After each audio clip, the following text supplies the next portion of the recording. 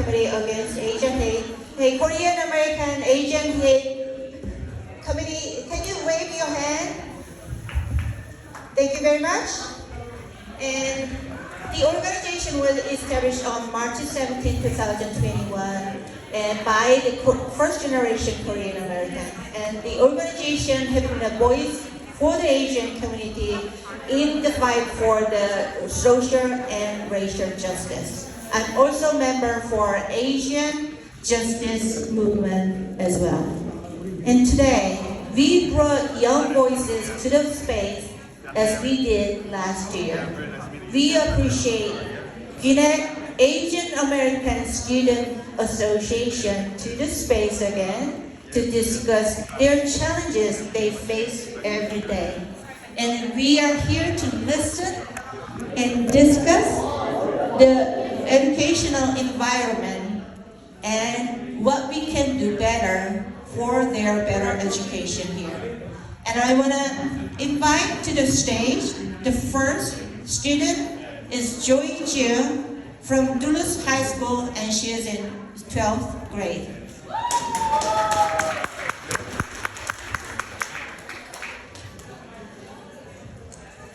And I will invite Caitlin Santiago from Mountain View High School, and she's on 11th grade.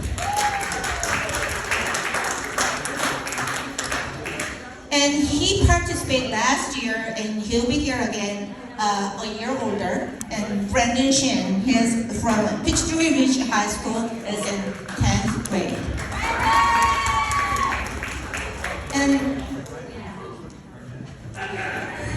And Doris, she's the GASA president. This year, she's incumbent president, and she's from County Hill High School, and she's graduating this May.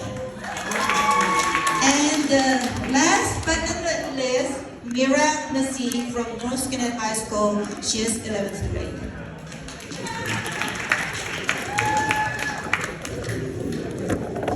So actually, I sent them the questions and then asking them to the questions. So I was asking if you can answer and share your thoughts about like mass deportation is what is going on here in the nation, like the corporate influence on the policy making and decisions. But they very self-directed and then very vocal and send me back their questions and to discuss about it. Hi everyone, we have such an incredible youth panel. I just wanted to take a second if everyone can shift their focus to the incredible panel on the stage. Thank you so much. Thank you, Victoria. If anybody is standing behind there, please take your seat. This is very, very precious time to listen from your voices. Thank you very much. So they are very self-directed and very sensitive and cautious in what's going on outside. And the question I received from them is shocking me, very shocking me. And they are very sensitive and receptive to the environment, and especially educational environment, and they have a lot to say. And the first question they're going to answer is from Joy Ju. And then Joy, so what challenges do teens from low-income families face in education and extracurricular activities? How can schools better support them? Growing up in a one-bedroom apartment in New York, I never really thought about extracurricular activities. It wasn't just that we couldn't afford them, though it was a huge part of it, but they didn't even seem like an option. No one around me was signing up for extracurricular activities or even basic sports teams.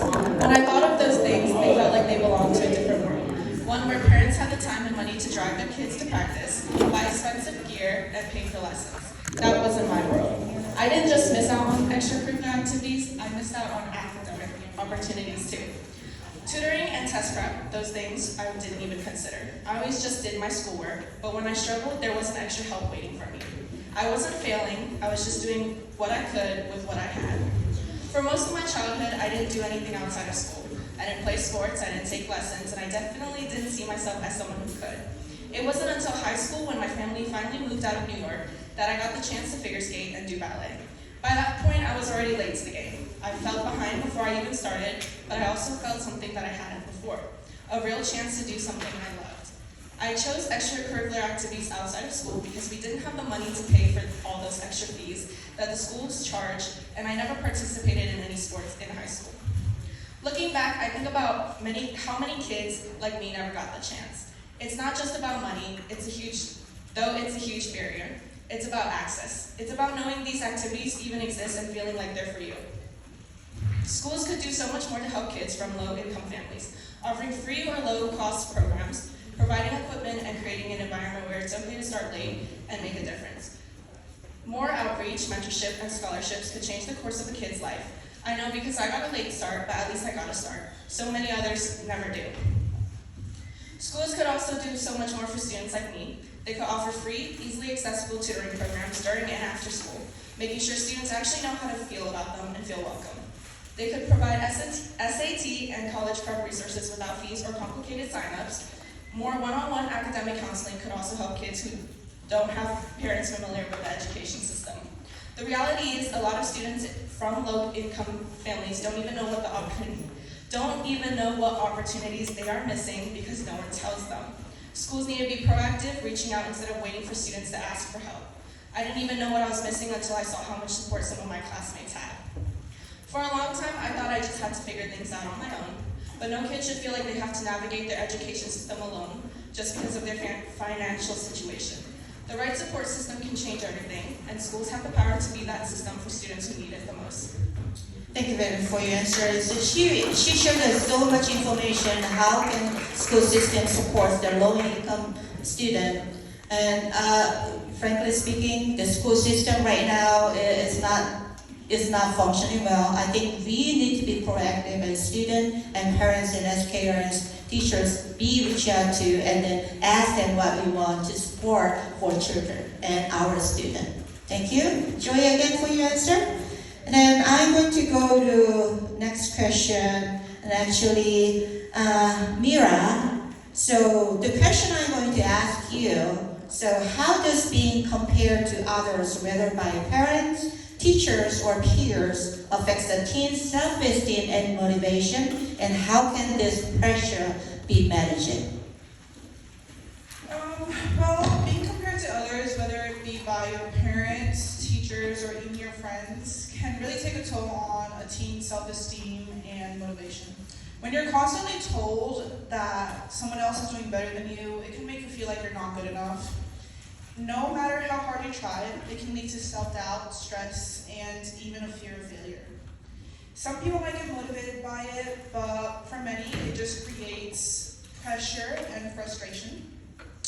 One of the biggest problems with comparison is that it shifts the focus away from personal growth. Instead of recognizing how far you've come, you're stuck measuring yourself against someone else's achievements, which isn't always fair. Everyone has different strengths, backgrounds, and challenges, so it's unrealistic to expect the same results from everyone. Something that happened to me when I just had moved here and I joined elementary school, and obviously I was not at the same level as my classmates, but my teachers always thought that, comparing her to the American kids here would make her do better. And so they always made me feel like, oh, I was behind or I was less than them. And it really put me in a state of mind where I was like, okay, so I need to push myself harder, overwork myself to be at the same level as them. But growing from elementary school to now being a junior in high school, I realized that everyone is different. Everyone is at a different level of in their life, and you really can't expect everyone to be working at the same pace in life. We're all different in our own ways. We all have our own struggles, and it's really important that teachers, parents, and everyone around you realizes that you're not going to be the same as everyone else around you, and that's what makes us all unique. And then Doris has some things to say as well. Thank you for the interruption. So Mira, she's a busy high school student, and she has to leave right after her, moment or minutes to answer this question. You can leave. Thank you very much for your participation. Doris, go ahead. And you want to answer the same question, right? Yeah, go ahead. So similar story is Mira, not really, but I got compared by my dad to my brother. So my brother was a valedictorian when he was in Vietnam, and obviously I'm not as smart as him. And now that he's an adult now, he's taking on a lot of projects, he won a lot of scholarships, and my dad kept like pushing me, like instigating me, like, why are you not like your brother? I'm like, what? What do you mean? Like, I'm not top 1, but I'm also into top 20. I'm not doing that bad. I'm still proud of my progress. So, like, what do you mean? Like, I'm not as good as my brother. So, that really frustrated me. But after that, I'm like, okay, I give him a side eye. Like, stop doing that. Like, I was really uncomfortable with it. But inside, I knew that he was just doing that just to motivate me and push me. So, I used that to like, okay, just you wait. I'm gonna come back and I started working harder. I use that as motivation. I accomplished this and that, and I showed my dad, I'm like, okay, you're finally proud. But since the beginning, like he was just doing that just to like push me, motivate me. But how do we really fix this problem? Like like your parents, teachers, or peers compare you to other people. So on you change your mindset. Instead of focusing on like other people's accomplishment, just think about how can be a better person. Just focus on personal growth. Ask yourself, am I a better person than I was yesterday? Or don't just ask like, am I better than them? And for teachers and parents, don't compare your child. I mean, maybe you should compare a little bit, just like motivate them and have fun. But don't do it to a point where you have intention of making them do that. So just be like really encouraging them, like, hey, like, you're doing great. On progress so far, I'm really proud of you. I think parents and teachers should say that and encourage like students and children more than like comparing them. And that's it. All right, thank you very much for the answer. Actually, I'm a mother with 3 daughters, and then I like easily can compare my children between the 3. But I learned my lesson, so I never compare. And then I hope you do not compare your children. And then even though they are, let's say their academic achievement, they did their best to get the best academic achievement. So thank you very much for your answer, and then for sharing your perspective as your student and child. All right, to the next, Brandon Shin, and then he came back, and then I saw he grow, like he's an older student than last year, and then he want to share his thoughts on how does peer pressure and the need for social validation affect teens' decision making, and what strategies can help students stay true to themselves. Alright, so just a quick hello again. Hi, I'm Brandon Shin. I'm from Peach Ridge High School. I'm in the 10th grade right now. And so about the question, it's about peer pressure basically. And I know everyone in this room has faced it at least once in your life, but today we're going to talk about how it's relevant to students and young people in particular. And so the thing with peer pressure is that I'd like to categorize it into 2 different categories. Like, first of all, I would say peer pressure can be considered one of 2 ways: good peer pressure or bad peer pressure. Everyone can imagine, like right now in their heads, what bad peer pressure is. It's like the weird guy or the strange kid at school that's like offering you a cigarette or a vape or some sort of illicit substance, and you know you shouldn't take it. That's bad. Good peer pressure is something where I think you're around people who are positive, you get influenced in a positive light, and you take out good things in a healthy, positive way. So in a school environment, because that's where young people are, you get academic peer pressure. So now you can take it 2 ways. One, you can compare yourself to other people. You can be like, oh, that kid has 8 APs, I have 6. What am I gonna do? And that's just, well, one, it's toxic, but also that's negative comparison. It's just not healthy. If you put it in a good way, you can associate yourself with smart people, hardworking people, and you can take out good things out of it. So that in a school environment is an example of why I think healthy, good peer pressure is and bad peer pressure is. also, I think we should talk about some key issues here too. In school, students can be exposed to bad things. That includes like smoking, vaping, harmful substances, that's like drugs and alcohol. And these are heavy topics, but it's not good to shy away from these topics if we want to help our kids and help the system improve. So what we need to do, we need to help kids build their self-confidence. We need to help kids understand who they are, and they don't need to depend on other people to make their choices for them. As long as we do that, and I know a lot of people in this room probably have children, you can help your child develop, grow in a healthy and safe way.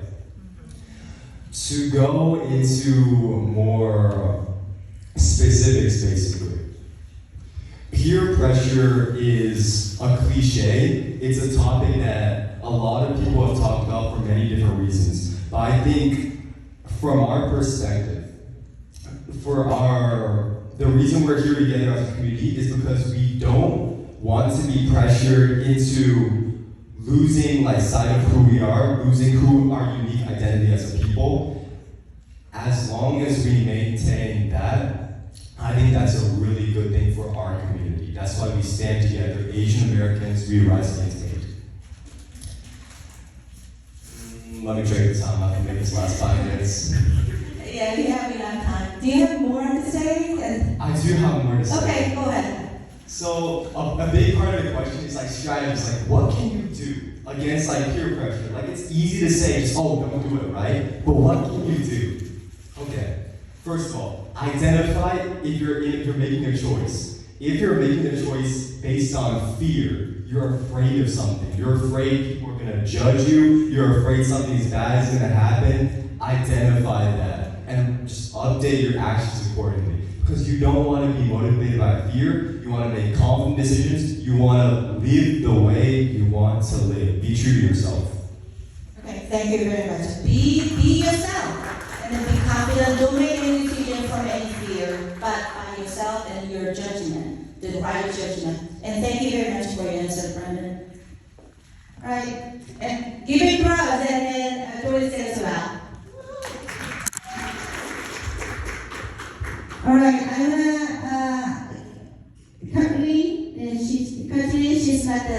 she's the last one, but not the first one. She's from Mountain High School. She's on 11th grade. So the question I have for you is, in what way does favoritism or bias from teachers and school staff affect students, and how can school ensure a fair learning environment for everyone? So to not only mention that I'm a student, I'm also a tutor, so I've experienced both sides, or seen both sides of the story regarding favoritism. However, as a tutor and as a teacher, I realized that there's a really big difference between maybe being able to connect with a student easier than the next. So for example, maybe the student's constantly initiating conversations with me, and I'll watch their vibe, while maybe another student isn't really as willing. I think that comes in really big contrast with setting a very clear, unjustifiable, and preferential bias towards those students due to personal characteristics, and maybe giving them special advantages that they didn't really work for, aren't necessary, and maybe don't deserve. And this can occur both intentionally and unintentionally, and as a student, it can really ruin your academic experience. And one example of favoritism I've really experienced is, in many of my classes, I've had teachers not remember my name up until maybe December, and whenever they say my name, they'll butcher and say Katrin, Katrin, and it's really disheartening to hear things like that about me. And it makes me uncomfortable between the teacher knowing that they don't really acknowledge me as well. And applying this to other students, those negative thoughts can burden your mind when you go into that class, and it can really ruin your intrinsic motivation to succeed, which is vital. And it can lead to even behavioral consequences, such as just acting out in class, which can also spread to other students. And also resentment between unfavored students and favored students, where maybe an unfavored student is thinking like, hey, why are my peers getting special attention Did I do something wrong? Why does my teacher have secret animosity against me? And it can really ruin the classroom environment. And I think one of the most important personal ways to prevent favoritism as a teacher or a tutor is to build a relationship with your student. As I came upon this survey by Pearson Company, and they dedicated it towards students across the U.S. between 15 and 19 years old, and they asked them, hey, what are the top 5 abilities you seek in a great teacher? And the one that was ranked first was the ability to build a relationship with your student. And I think that's so important, coming from both the teacher and the student perspective, because as a student, when your teacher acknowledges you, it makes such a big difference. It makes you more comfortable to ask questions, it makes you more comfortable to participate in the class, and it can help increase your motivation to succeed. And coming from a teacher perspective, it gets you to understand the student, understand their background, their individuality, and what makes them different from the next. And for example, one way that this can benefit the teacher is maybe you're able to address, hey, which way does the student learn? Because each student has a different, preference for how they want to learn in the class. And as a teacher, you need to address those preferences. However, I also do believe that instructors and teachers shouldn't be the only individual addressing these barriers to knowledge. As, for example, if a student isn't going to class in the first place, or they're having difficulty concentrating, there's only so much proper instruction you can do. So I think it's just as important to have a complex system set up to help address those interfering factors and barriers. Thank you very much for your answer. She brought a very great perspective.